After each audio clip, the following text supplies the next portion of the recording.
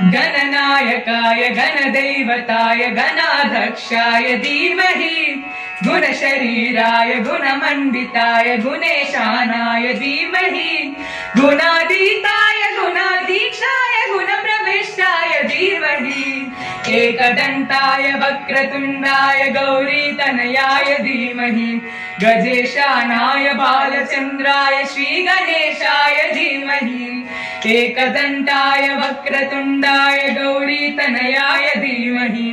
गजेशानाय बालचन्द्राय श्रीगणेशाय धीमहि गानचतुराय गानप्राणाय गानात्मरात्मने गानोत्सुकाय गानमट्टाय गानोत्सुकमनसे गुरुपूजिताय गुरुदैवताय गुरुगुणस्थायिने गुरुविक्रमाय गुह्यप्रवराय गुणवे गुणगुरवे गुरुदैवतलक्षेत्रे गुरुधर्म सदाराध्याय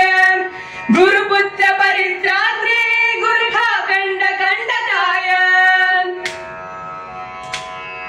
गीतसाराय गीततत्त्वाय गीतगोत्राय धीमहि गोदगुल्फाय गन्धमट्टाय गोजयप्रदाय धीमहि गुणातीताय गुणाधीक्षाय गुणप्रविष्टाय धीमहि एकदन्ताय वक्रतुण्डाय गौरीतनयाय धीमहि गजेशानाय बालचन्द्राय श्रीगणेशाय धीमहि एकदन्ताय वक्रतुण्डाय गौरीतनयाय धीमहि गजेशानाय बालचन्द्राय श्रीगणेशाय धीमहि श्रीगणेशाय धीमहि श्रीगणेशाय धीमहि।